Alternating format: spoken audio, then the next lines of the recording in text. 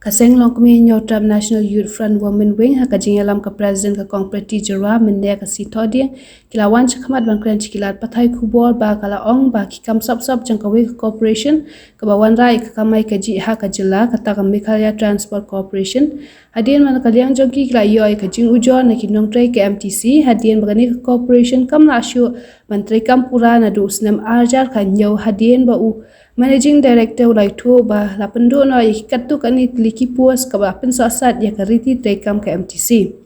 Kaseng HNYF Women Wing ka lapendram jer ka Meghalaya Transport Corporation bakani ka jingle kata ya kisamla ki bawat kam wajam kram da pinmi ya ki advertisement ni puas balan. Ini wan ya kendo ya MD jongka Meghalaya Transport. Halor kini kijing dawa jong kini kisamot.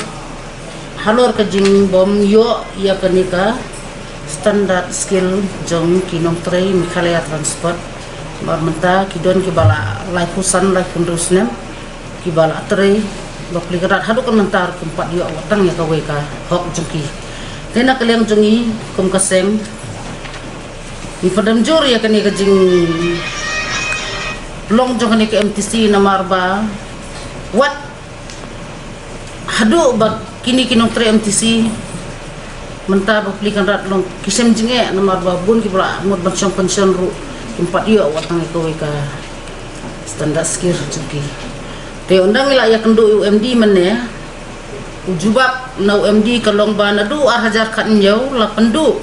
ya kapus jongki babun wat ya ki badang tre ru baplikan rat haduk mentah long kidu teh kapus ke babun re haduk mentah ki 4 la ban tung kajing sya long ngina kaliang kaseng hakiwi gistet di bahar kini ki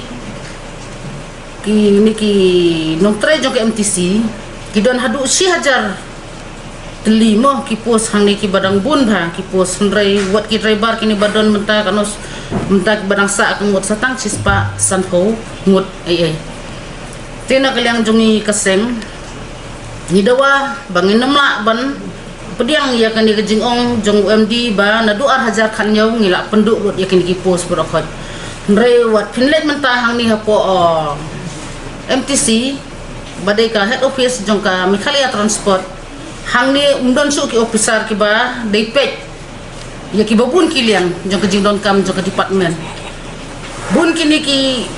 nyau teliki state mo ngidon hapo ka ni ka jela ka jongi jong ka is te nrai ka jing sisa ya kani ka nyo teli kini ki state bun ku wi state long ka transport ka biang bahati tang kani ka Meghalaya Transport jongi ka badan po Meghalaya kat nang mikis ni ka jing kra MD mene uang ba arajar kat nyo ka MTC kala bun ki jingpang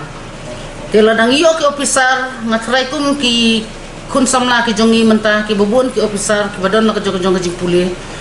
ngina kaliang kaseng ni diman nya kan ba ki de ban khot mardor ya ki pos ki bedang teli hapo ka